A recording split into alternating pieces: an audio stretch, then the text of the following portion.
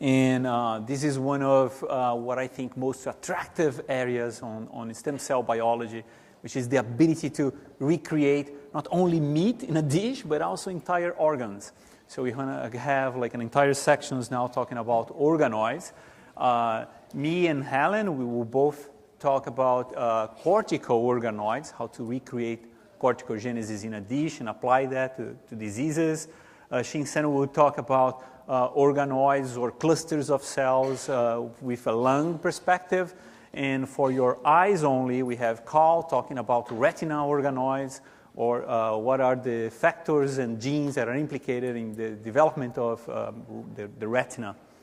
So just as an introduction to these sections, I thought about be focusing on the cortex. And this is my own experience that when we start doing that in the lab, we weren't sure about what are the real advantages of have a 3D model to study the brain compared to our regular monolayer of neurons and astrocytes, where you can do very nice drug screening or looking at the neuronal morphology in this 2D system.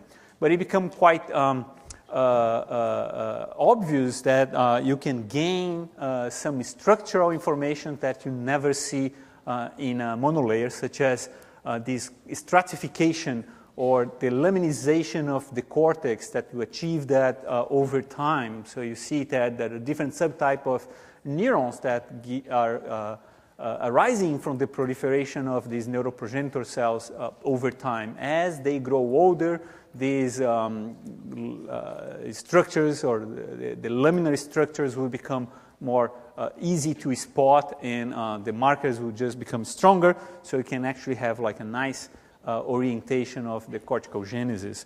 And this all happens because those cells, they do proliferate in a very nice way. So what we have here is just a clusters of cells simulating what actually happens in 3D, but this is like a 2D system. We have nice projections of neurons that migrate out, and then you continue to have proliferating cells that will take advantage of those long cables, and they would migrate out, and as they reach the outer layer of this structure, they will stop, mature, and start making the connections. So this is actually what happens in vivo and what happens in vitro as well.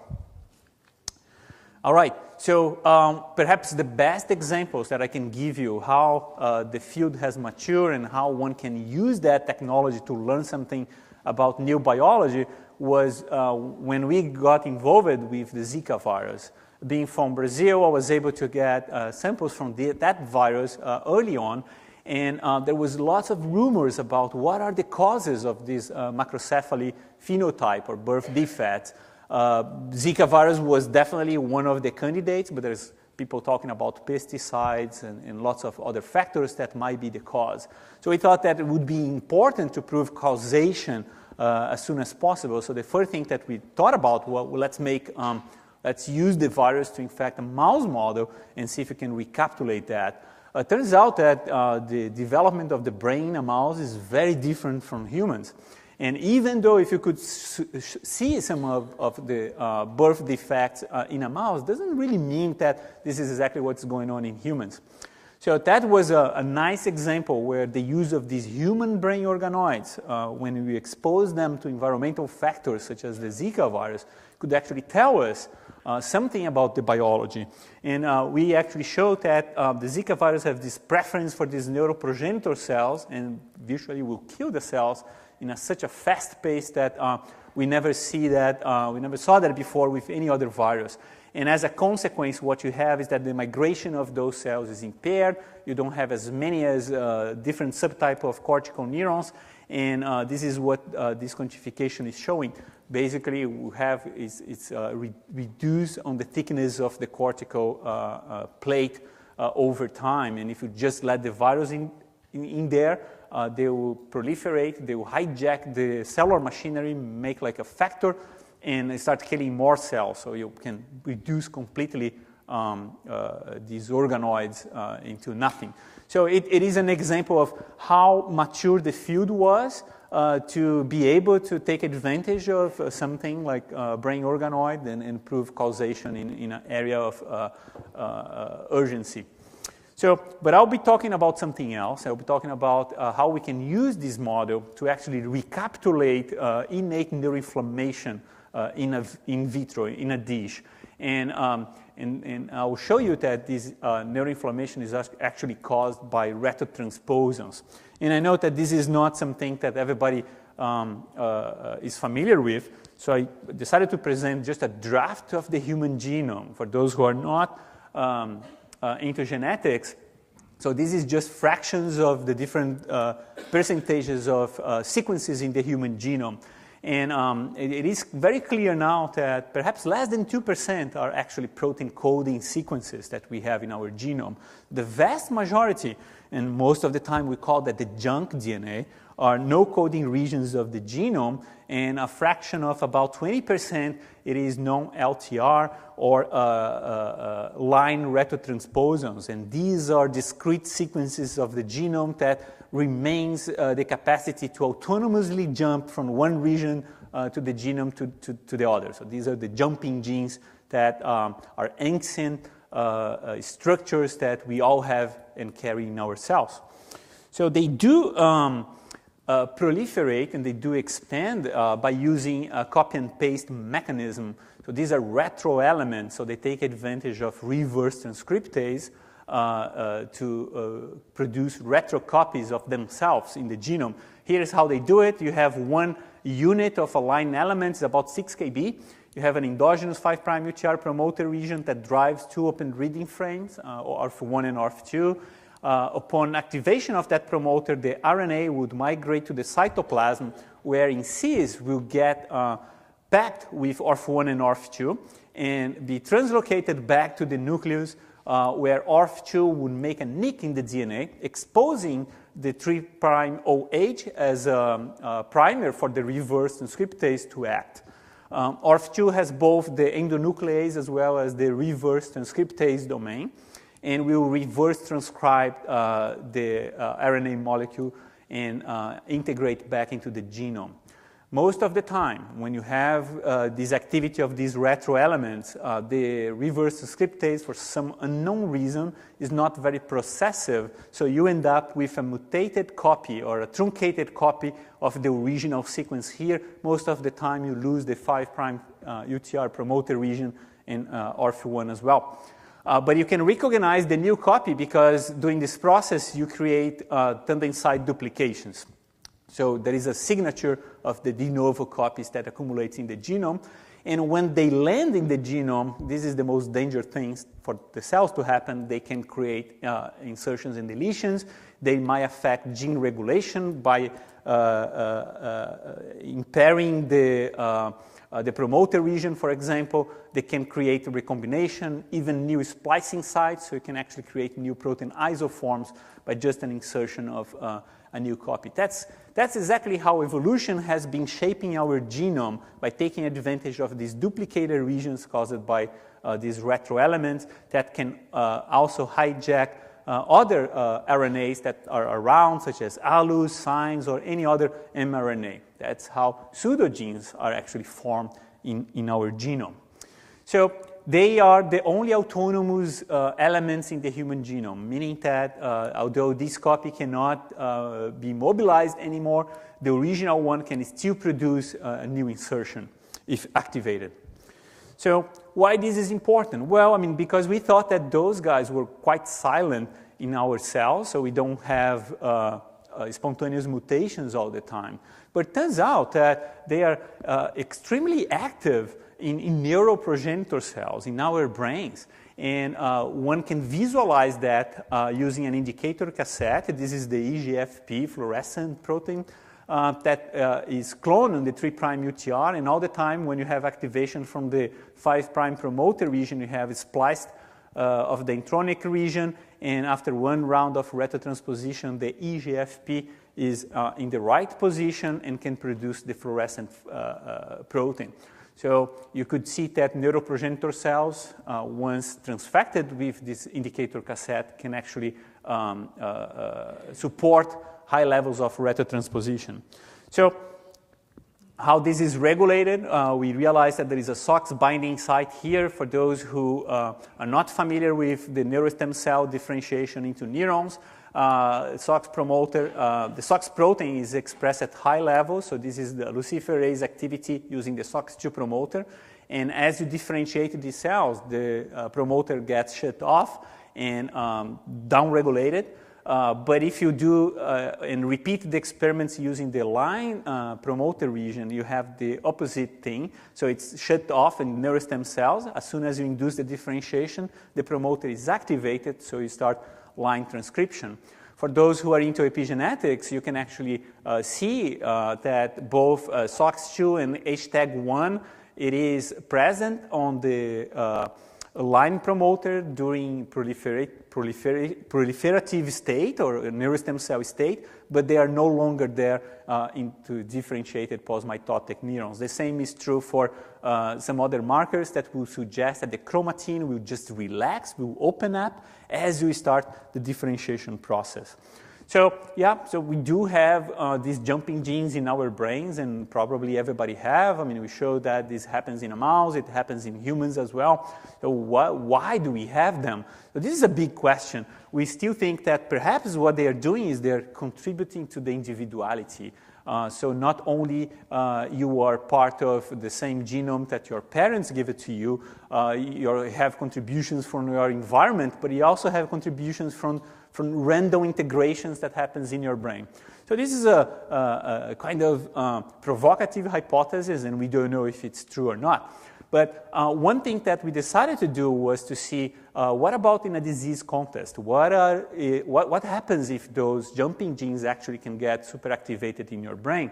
And we initially showed that by making a simple observation that together with the SOX binding sites into the 5' UTR, we have CPG sites as well. CPG sites, when methylated, can attract methyl binding proteins. So methyl binding proteins are families of proteins that will really get attracted to the CPG methylated sites. Perhaps the most famous one is MECP2. And MECP2, when mutated, can cause a series of neurological disorders. The loss of function is highly linked to Rett syndrome, one of the most severe neurological disorders under the autism spectrum. So MECP2 is present on the 5' promoter region, but if you demethylated the promoter region using 5-ASA, it's no longer there, again suggesting that it is acting as a repressor factor in neurostem cells. So how to visualize that? Well, we took advantage of our indicator cassette, but instead of doing that in cells, we create transgenic animals, so virtually all cells in those animals have the indicator cassette, and we just look for EGFP positive cells. And so to our surprise, most of these EGFP positive cells are actually present in the brain. We didn't actually see much in other tissues. So this is just 3D representations of two genetic backgrounds. You have your control here, you have the MECP2 knockout. These are sibling animals. The only difference is the expression of MECP2. So every dot here represents one neuron that has one round of retrotransposition. You can appreciate that there is way more green cells in the MECP2 knockout brain compared to controls. And moreover, when you fly through these brains, what you're going to see is that there are clusters of cells close together, which might represent that the progenitor cells who carried the insertion was able to pass that to the next generation. So you have these small clusters of genetically related cells. So people are actually using those line elements now to to fate map the origins of the different, for example, cortical regions in the brain. So just a summary of what we know about these line elements is that, again, I mean, they are repressed in neurostem cells. As you induce the differentiation, the chromatin will relax.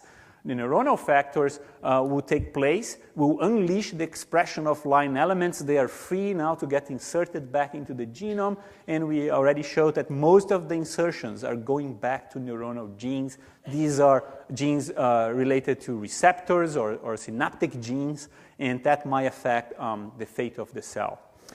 There is another layer of control during this process, and this is at the level of the RNA. There is a protein called TREX1 that can actually sense the levels of retrotransposons in the cell and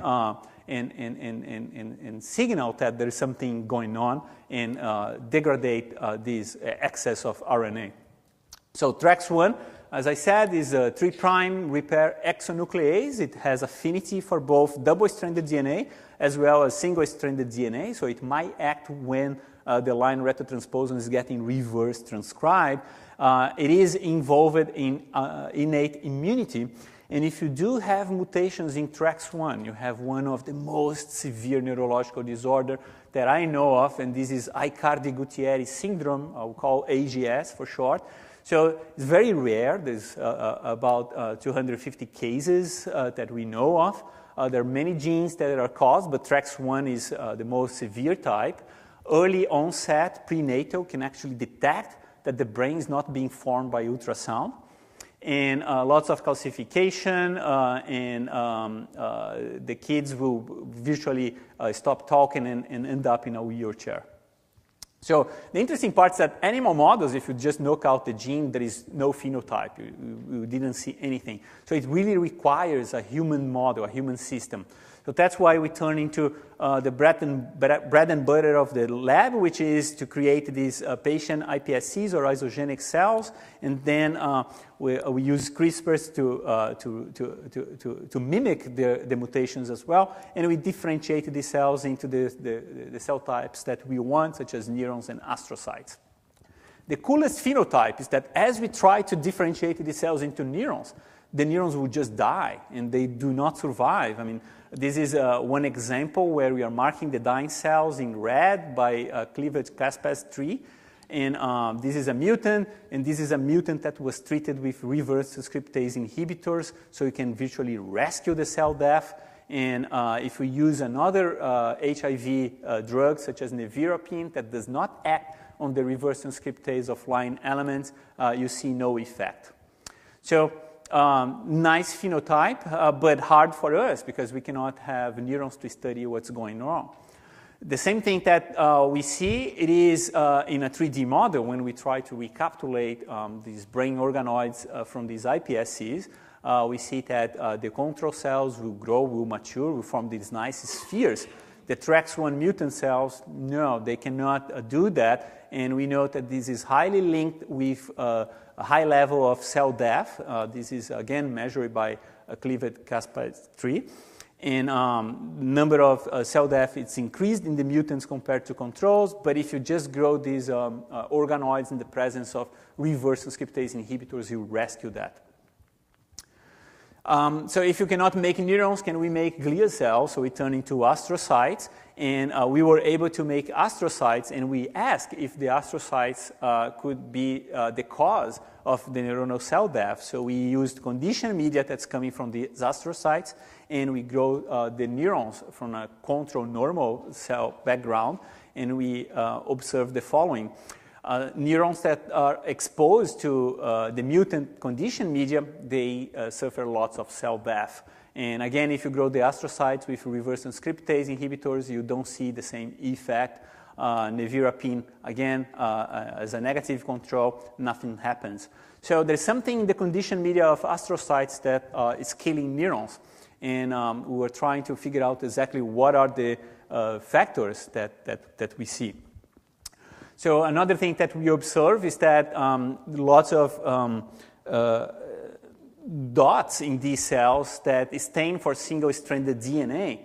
And when we sequence these dots, most of them are related to repetitive elements. There's a bunch of mitochondrial DNA as expected, but if you mask those, what you have is repetitive elements, and about 50% is line elements, exactly these autonomous line elements that I mentioned to you. So that might explain why these dots are accumulated in the cytoplasm of the mutant cells. So one thing that we did to prove that the lines are actually causing some stress into the astrocytes was to knocking down the line elements using shRNAs, and you can see that the number of dying cells were dramatically reduced. So the expression of these line elements in astrocytes can actually reduce the cell death. But what's going on in the astrocytes? So one idea that even was mentioned here before is that accumulation of those single-stranded DNA in the cytoplasm might actually trigger an autoimmune inflammatory response in these glia cells. And one pathway that we explore is this CCAS STING pathway.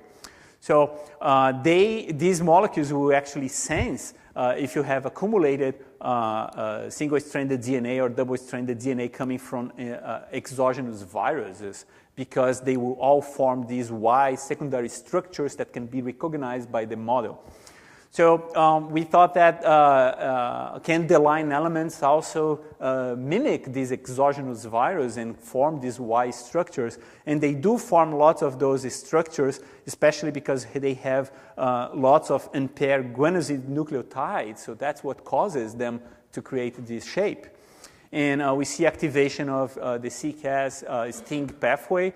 And most importantly, these astrocytes will express high levels of certain types of interferons. So we thought that perhaps the release of interferons from the glia cells is what's killing neurons.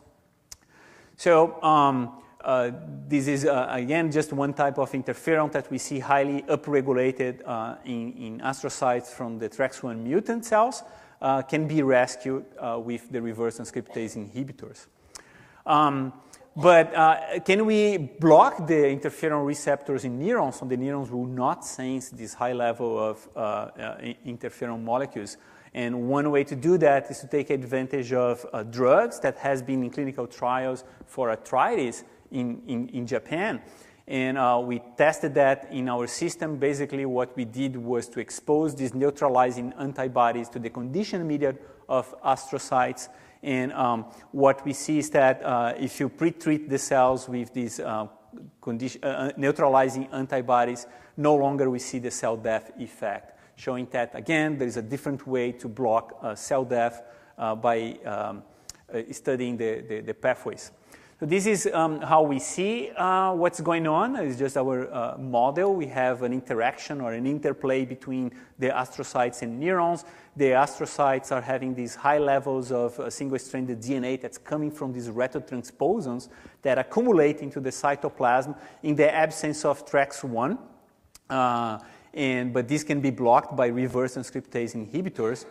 The good news is that these are FDA-approved drugs. But in the absence of TREX1, interferons would be released from the astrocytes and will attack neurons, causing cell death. So one can block this pathway by using these neutralizing antibodies. So this is my take-home message. So TREX1 is absolutely essential for survival of neurons, human neurons, not mouse. TREX1 mutant cells have these high levels of single-stranded DNA coming from these retro elements. And the deficiency in astrocytes is really starting this inflammatory response that will kill neurons. And the good news is that we have drugs that can now be used in clinical trials. And finally, we think that this non-cell autonomous inflammation may actually be present in other types of diseases that has a non-cell autonomous component, such as autism, ALS, even aging. So it might be an underappreciated mechanisms that we have. So this was led by Charlie Thomas, a grad student in the lab, together with Leon, a technician in the lab. Both of them were leading together with others to complete this work. My funding agencies, and I'll be happy to take any questions. Thank you very much.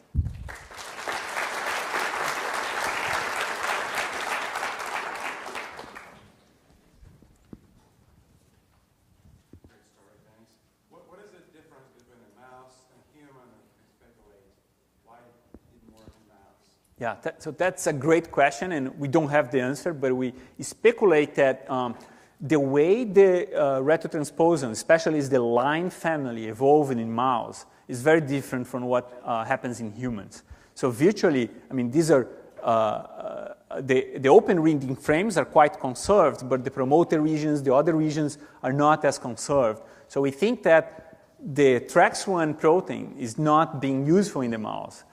Plus, the mouse also evolved other proteins that happens to do the same job as TREX1, so maybe there is compensatory mechanisms going on in mouse. For a long time, the mouse model has been used to study that disease, but the progress has been quite slow because of that. Yeah. Just a comment, Kathleen Burns, who was a former physician scientist trainee in our program at Hopkins, has done a lot of work with these in cancer. Right. You probably know. Yeah. They seem to play an increasingly important role in clonal evolution, as we heard about today earlier, for other reasons with respect to ADARs and apobex, but also the line elements are important in clonal evolution. She's published some beautiful papers with them. Absolutely. Yeah, Kathleen has done like amazing work in cancer, and similar to Kat, they both recognize that those retro elements are not just junk DNA, but they are doing something. Yeah. Did you say that TREX1 in the neuron prevents the IPS to neuron differentiation, but in the astrocytes there's something entirely different information? So what's the difference in the requirements? Right. So there are, the way we see it, there are two things going on. One is a cell autonomous effect. The absence of TREX1 in neurons will just have this high level of retrotransposons, and neurons are being more sensitive, so they just die.